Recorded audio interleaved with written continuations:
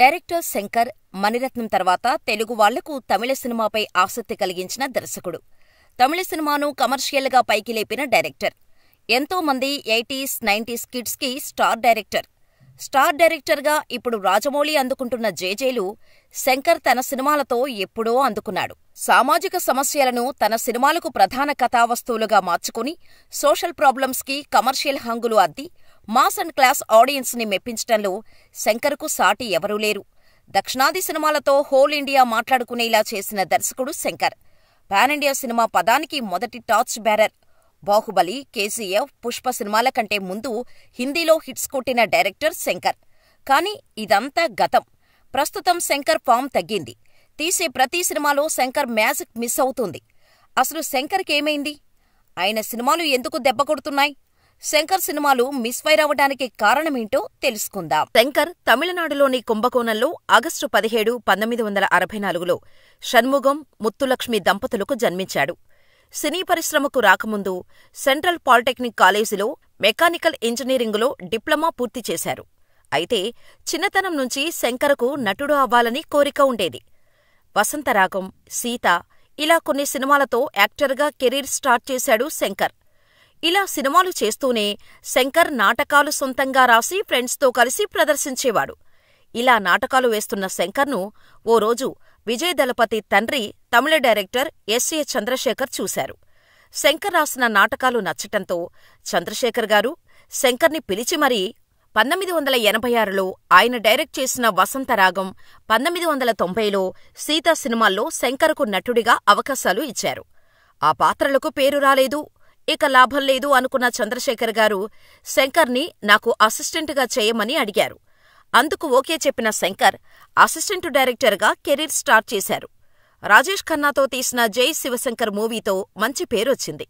ఆ తర్వాత కొన్నాళ్లపాటు పవిత్రన్ దగ్గర కూడా అసిస్టెంటు డైరెక్టర్గా పనిచేశారు శంకర్. చివరికి తానే డైరెక్టర్ అవ్వాలని డిసైడ్ అయ్యాడు.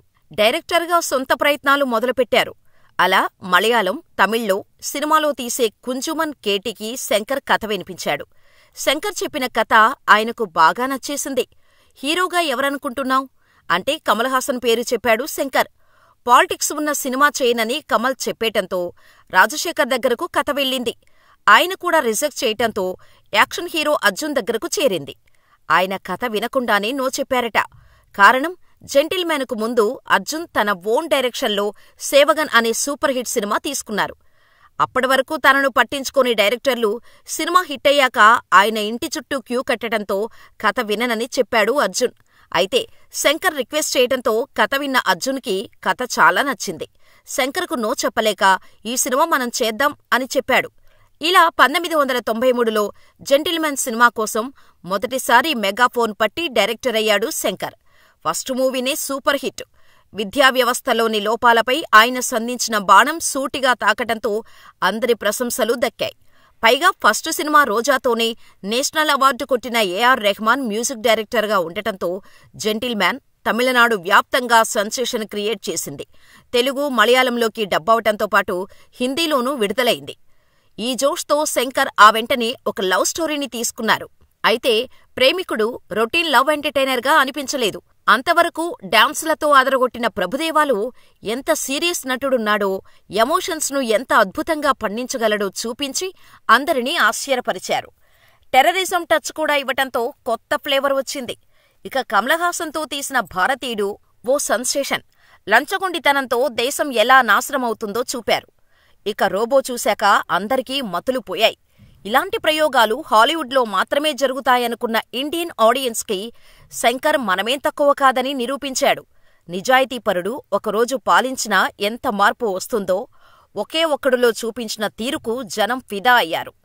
అలక్ష్యం ఎంత ప్రమాదకరమో అపరిచితుడు ద్వారా చెబితే వారెవ్వా అన్నారు.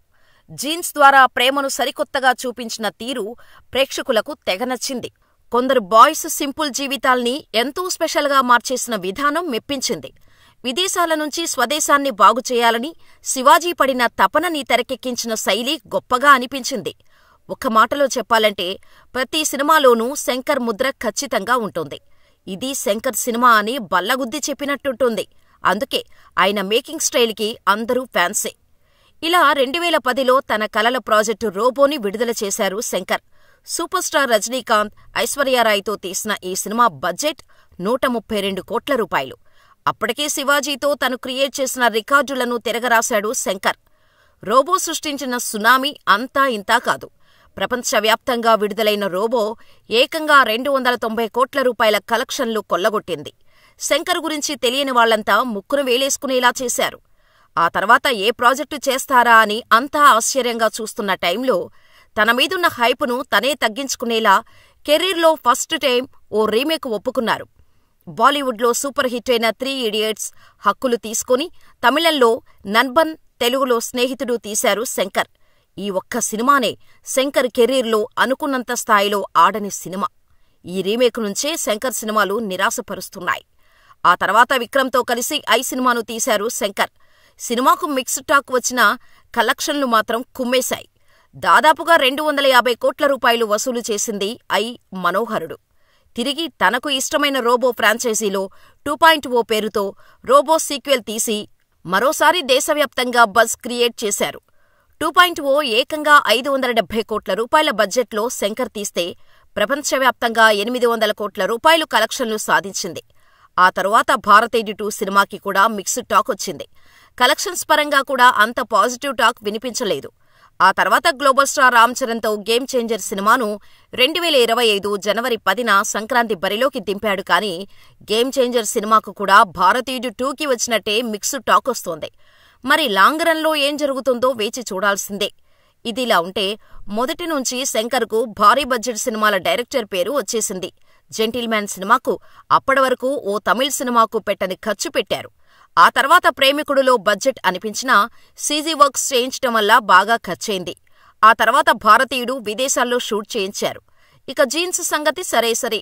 అప్పటి వరకు ఇండియన్ సినిమా చూడని గ్రాఫిక్స్ ను పాటల కోసం ఖర్చు పెట్టించారు శంకర్. కళ్ళు చెదిరిపోయే గ్రాఫిక్స్ గురించి చాలా సంవత్సరాలు మాట్లాడుకుంటూనే ఉన్నారు ఫ్యాన్స్. ఒకే ఒక్కడు హిట్ తర్వాత దాన్ని హిందీలో నాయకు పేరుతో రీమేక్ చేశారు శంకర్. అక్కడ అది అంతగా ఆడకపోవటంతో శంకర్ అంటే కొంచెం భయం ఏర్పడింది తమిళ ప్రొడ్యూసర్స్లో. అందుకే తను కమల్ హాసన్తో ప్లాన్ చేసుకున్న రోబో కథను వాయిదా వేసుకున్నారు శంకర్. సిద్ధార్థ్, జెనీలియాతో తక్కువ నిర్మాణ వ్యయంలో బాయ్స్ సినిమా తన టాలెంటు, తన గ్రాఫిక్స్లో లేదని, తన టేకింగులో ఉందని మొత్తం ఇండస్ట్రీకి చాటి చెప్పారు శంకర్.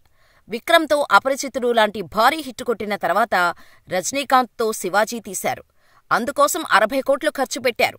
15 సంవత్సరాల క్రితం 60 కోట్లు అంటే ఇప్పుడు మార్కెట్ ప్రకారం అది 300 నుంచి 400 కోట్ల రూపాయల బడ్జెట్తో సమానం. అందుకే అది అప్పటికీ ఇండియాలోనే అత్యధిక ఖరీదైన చిత్రంగా పేరు తెచ్చుకుంది.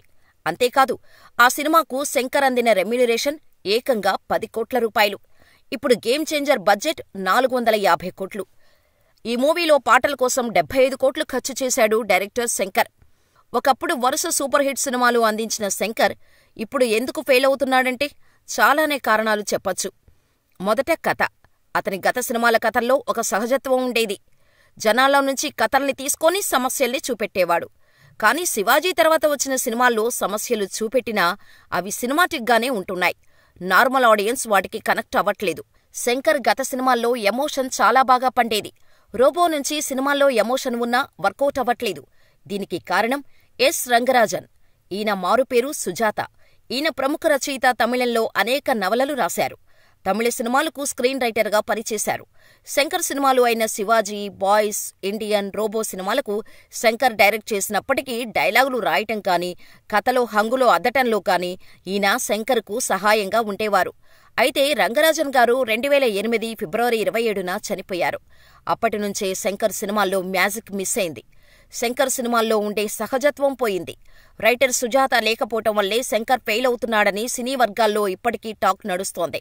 పైగా ఈ రోజుల్లో జనాల్లో మంచిని సినిమాల్లో మెసేజ్గా చెబితే వినడానికి ఎవరూ లేరు. ఆ మెసేజ్ని ఎంటర్టైనింగ్గా, ఎంగేజింగ్గా చెప్పాలి. అప్పుడే మెసేజ్ ఓరియంటెడ్ సినిమాలు సక్సెస్ అవుతాయి.